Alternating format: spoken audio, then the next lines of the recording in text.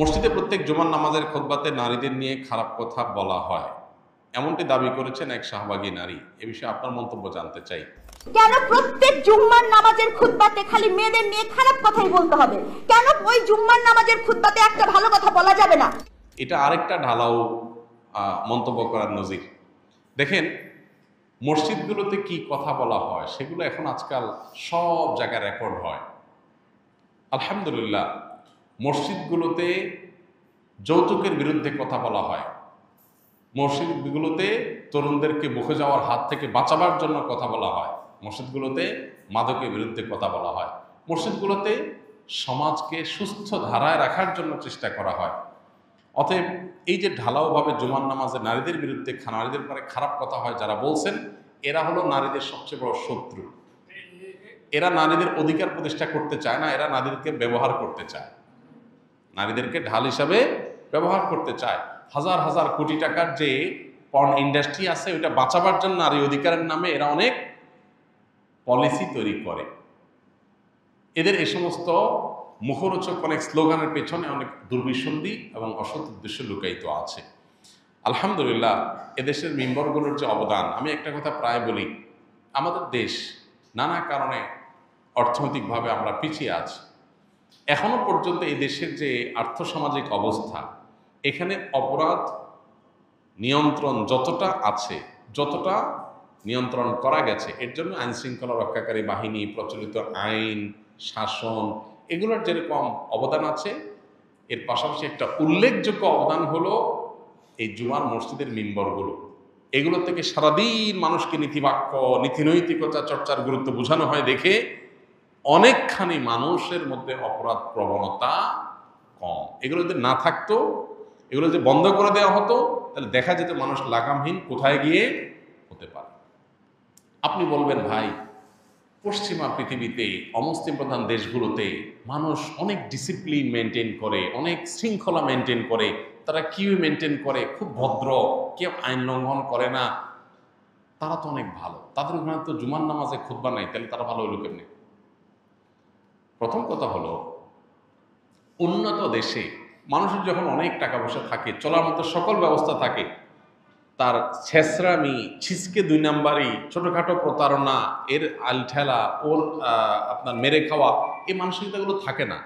গরিব হলে, অসচ্ছল হলে এগুলো যতটা থাকে, এটা একটা বিষয়। তো ওই সমস্ত দেশগুলো আগে আছে, এই সমস্ত ক্ষেত্রে সে তারা অ্যাডভান্টেজ পায়। আরেকটা বিষয় হলো, তাদের দেশগুলোতে কঠোর আইনের শাসন আছে, যার কারণে সেই অ্যাডভান্টেজটা তারা পাইছে। আমাদের এখানে যে আইনের শাসনটা ঢিলা আছে, ওইটা বরং কিছুটা রিকভার করছে এই মসজিদগুলোর নীতিবাক্য, মানুষকে মোরাল ডেভেলপমেন্টের জন্য যে নসিহাগুলো করা হয় সেগুলো। অতএব মসজিদের ব্যাপারে এই ধরনের ঢালাও মন্তব্য যিনি করেছেন, তার বিরুদ্ধে রীতিমতো প্রচলিত আইনে মামলা হওয়া উচিত, তার বিচার হওয়া উচিত। এত বড় দুঃসাহস যে মসজিদগুলোর বিরুদ্ধে কথা বলেছেন। আমরা এই ভদ্র মহিলার ব্যাপারে দোয়া করি, আল্লাহ তাআলা তাকে হেদায়েত দান করুন, তিনি ইসলামের সত্যতাকে বোঝার মতো তৌফিক আল্লাহ তাআলা তাকে দান করুন। এ ধরনের জঘন্য মন্তব্য, এটা কোনো সুস্থ মস্তিষ্ক সম্পন্ন মানুষ করতে পারে না। যার মাথা ঠিক আছে, তিনি মসজিদের বক্তব্যগুলো শুনেন, ঢালাওভাবে এরকম একটা ডাহা মিথ্যা কথা, মিথ্যার তো একটা ধরন আছে, লেভেল আছে, লেয়ার আছে, এরকম কথা বলতে পারে না। মানুষ জাতিকে কি আল্লাহ নিজ হাতে তৈরি করেছেন? যদি করেও থাকেন, তাহলে একজন মানুষকে তৈরি করতে কত সময় লেগেছে? কেননা একজন বক্তা দাবি করেছে ওনার তরিকার আরেক বক্তাকে তৈরি করতে নাকি আল্লাহ 30 বছর সময় লেগেছে। নাউযুবিল্লাহ। ইন্নামা আরাদা শাইআন আইয়াকুলা লাহু কুন ফায়াকুন। আল্লাহ রাব্বুল আলামিন বলেছেন, আল্লাহ যখন কোনো জিনিস সৃষ্টি করতে চান, তখন আল্লাহ বলেন হও, হয়ে যায়। আল্লাহ শুধু কুন বলেন, কুন মানে হও, হয়ে যায়। গোটা সৃষ্টি জগৎ তৈরি করা আল্লাহর জন্য মানে এক কুন বলার সময়ের ব্যাপার, তাই না? আল্লাহ যা চান সেটাই হয়ে যায়।